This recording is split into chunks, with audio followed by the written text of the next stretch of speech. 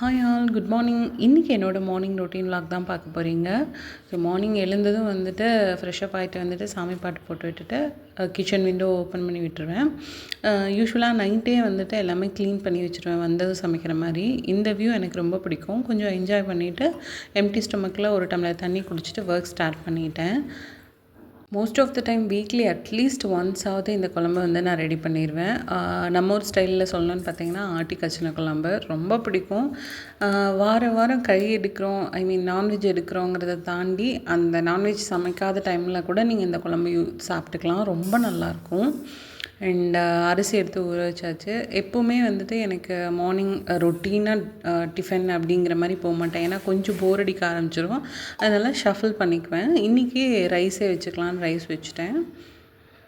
So cauliflower cut பண்ணி மஞ்சத்தூள் போட்டு வேக வச்சு வடித்து எடுத்துட்டேன். ஒரு 75% வெந்துருச்சு. இன்றைக்கி இந்த காயெல்லாம் வச்சு தான் நம்ம அந்த குழம்பு செய்ய போகிறோம். இந்த குழம்போட ரெசிபியும் உங்களுக்கு இதில் ஷேர் பண்ணியிருக்கேன். ஸோ கட் பண்ணி எடுத்துட்டேன். கட் பண்ணுற வீடியோலாம் ரொம்ப லென்த்தியாக போகும். அதனால் நானே கட் பண்ணி கழுவி எடுத்து வச்சாச்சு.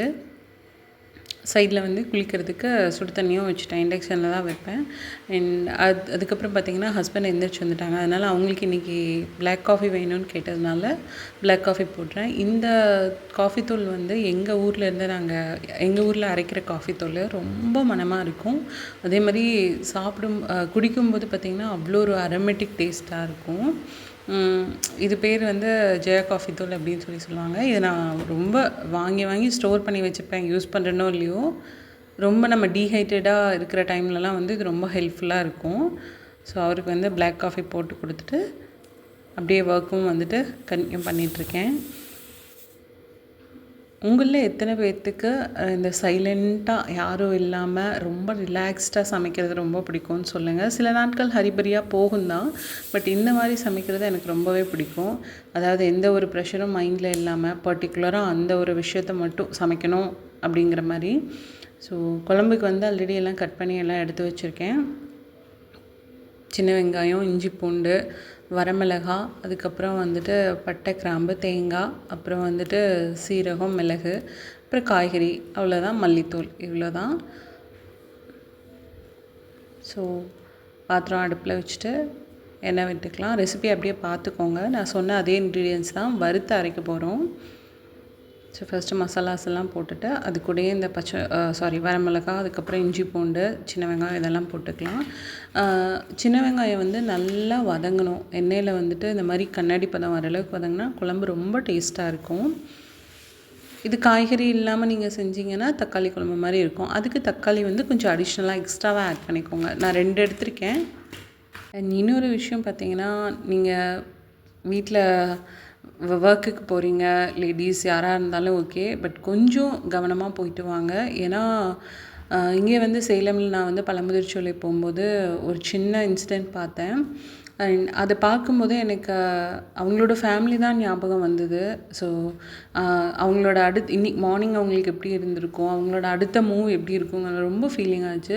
அது என்ன ஏதுங்கிறது டீட்டெயிலாக நம்மளுக்கு வேண்டாம், பட் யாராக இருந்தாலும் கொஞ்சம் கேர்ஃபுல்லாக போயிட்டு வாங்க. கண்டிப்பாக ஹெல்மெட் போட்டுக்கோங்க. ஏன்னா ஃபேமிலி முக்கியம், ஃபேமிலிக்கு நீங்கள் ரொம்ப முக்கியம்.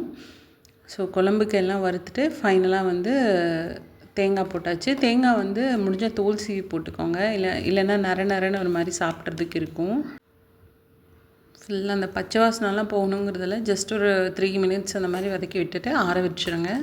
சைடில் அப்படியே வந்து பால் எடுத்துகிட்டு வந்துட்டேன். இன்றைக்கி வர காஃபி தான் போட்டேன். யூஸ்வலாக மார்னிங் வந்து எழுந்ததும் இந்த டீ காஃபி வந்து எப்பாவது தான் குடிப்பேன். அதனால் அதை பால் காய்ச்சிட்டு சைட்லேயே பாத்திரம்லாம் கழுவி வச்சாச்சு. ஏதாவது குடிக்கணும்னு டெம்ப்ட் ஆச்சு அப்படின்னா அப்போவே பால் காய்ச்சி குடிச்சிருவோம். அப்படி இல்லை அப்படின்னா இந்த 11 o'clock அந்த மாதிரி டைமில் தான் குடிப்பேன். நானும் குட்டி தம்பிக்கும் மார்னிங் எழுந்ததும் பிரேக்ஃபாஸ்ட் கொடுத்துருவோம். அவர் எந்திரிச்சதும் குளிக்க வச்சு கொடுத்துருவோம். அவருக்கு மார்னிங் எழுந்ததும் இந்த பால் கொடுத்துட்டு அதுக்கப்புறம் பிரேக்ஃபாஸ்ட் கொடுக்குற பழக்கம் இல்லை. அதனால் வந்து பாலுக்கு வந்துட்டு இப்போது பிஸியாக இருக்கிறதுக்கு இல்லை. ஸோ நம்மளோட குழம்பும் மசாலாவும் வந்து ரொம்ப நல்லா வந்து ஆறிடுச்சு. அதை மிக்சியில் போட்டு ஃபைன் பேஸ்ட்டாக எடுத்துக்கலாம். கொஞ்சம் திரியாக இருந்தாலும் இந்த பர்ட்டிகுலர் குழம்பு வந்து சாப்பிடும்போது நாக்குக்கு நறுன்னு இருக்கும். அது அந்த குழம்போட ஃபீலே கொடுக்காது. அதனால் நல்லா சாஃப்டான நைஸாக அரைச்சிட்டு குழம்பு தாளித்து விட்டுருங்க. இது வந்து ஈஸியாக தான் இருக்கும். காய்கறியெல்லாம் வேகணுங்கிற அவசியம் இல்லை. ஜஸ்ட்டு கடுகு கருவேப்பிலை மட்டும் போட்டுட்டு எண்ணெய் ஊற்றிட்டு நீங்கள் கட் பண்ணி வச்சுருக்கிற காய் எல்லாமே போட்டுக்கோங்க. கத்திரிக்காவும் நான் அப்படியே போட்டுட்டேன். பட்டாணி வந்து முளைக்கட்டினது. இது ஆக்சுவலாக கடையில் தான் வாங்கிட்டு வந்தோம். பாருங்கள் எவ்வளோ கலராக இருக்குன்னு. தெரியாமல் இந்த தடவை வாங்கிட்டேன். இனி வந்து இந்த மாதிரி பேக்டு இது வந்து வாங்குறதில்ல. இந்த காய்க்கு தேவையான அளவு உப்பு போட்டுட்டு நல்லா மிக்ஸ் பண்ணி விட்டுட்டு அப்புறம் நீங்கள் அரைச்சி வச்சுருக்கிற மசாலா பேஸ்ட் இதையும் ஆட் பண்ணி விட்டுருங்க. நான் ஆக்சுவலாக வந்து இந்த சின்ன குக்கரில் தான் வச்சுருந்தேன். எனக்கு வந்து பத்தலை. அதனால் அகெயின் நான் பெரிய குக்கருக்கு மாற்றிட்டு விசில் விட்டுட்டேன். ஸோ இப்போது பாத்திரம்லாம் வாஷ் பண்ணி சாப்பாடு செஞ்சு எடுத்து வச்சுட்டு பால் காய்ச்சி வச்சுட்டு குழம்பும் அடுப்பில் வச்சாச்சு. குழம்பு விசில் வர்றதுக்குள்ளே நம்ம வந்துட்டு வீடு க்ளீன் பண்ணி விட்டுறேன். ஸோ தம்பி நைட்டு விளையாண்ட டாய்ஸ் நைட்டே எடுத்து வச்சுருவேன். மறுபடியும் நைட் ஒரு 2 o'clock அந்த மாதிரி லேட்டாக தூங்குறாருன்னா விளையாடுவார். அந்த டாய்ஸ்லாம் அப்படியே இருக்கும். எல்லாம் எடுத்து வச்சு வீடு கூட்டி விட்டுறேன். ஸோ குழம்பு சூப்பராக ரெடி ஆகிடுச்சு. கத்திரிக்காய்லாம் ரொம்ப குழஞ்சிராமல் மேக்ஸிமம் ஒரு 2 விசில் மட்டும்தான் விட்டேன்னு நினைக்கிறேன். அவ்வளோ ஒரு சாஃப்டாக ரொம்ப டெக்ஸ்சர் சூப்பராக இருந்தது. கண்டிப்பாக ட்ரை பண்ணி பாருங்கள். இன்னைக்கு மார்னிங் பிரேக்ஃபாஸ்ட்டுக்கு சாதம், அதுக்கப்புறம் இந்த குழம்பு தான். வீட்டில் ஹஸ்பண்ட் வந்து குளிச்சுட்டு வந்து சாமி கும்பிட்டு சாப்பிட உட்காந்துட்டாரு. ஸோ அவரும் சாப்பிட்டு கிளம்பிட்டார். இந்த ஒர்க்கெல்லாம் கரெக்டாக செஞ்சு முடிக்கும்போது ஐயா எப்படி எழுந்திருப்பாருன்னு தெரியல. எந்திரிச்சு வந்துடுவார். எந்திரிச்சு வந்துட்டு வீடியோ எடுக்கிறத பார்த்துட்டு கொஞ்சம் சிரிச்சுட்டு உங்களுக்கு குட் மார்னிங் சொல்லணுன்னு இருந்தார். அப்புறம் ட்ரெஸ்ஸு வந்துட்டு வாஷிங் மிஷினில் குளிச்சுட்டு வந்து போட்டு விட்டுட்டு சாமி கும்பிட வந்தாச்சு. என்னடா பூஜை ரூம் இப்படி இருக்குன்னு நினைக்காதீங்க. ஆல்ரெடி அவர் சாமி கும்பிட்டு போயிட்டார். அதனால தான் இப்படி இருக்குது. நானும் குட்டியும் வந்துட்டு இப்போ தான் குளிச்சுட்டு வந்து சாமி கும்பிட்றோம். சாமி கும்பிட்டுட்டு அவருக்கும் பொட்டு வச்சு விட்டுட்டு நானும் வந்துட்டு சாமி கும்பிட்டாச்சு. ஃபைனலி அவருக்கு சாதம் கொடுத்துட்டு நான் சாப்பிட உட்காந்தாச்சு.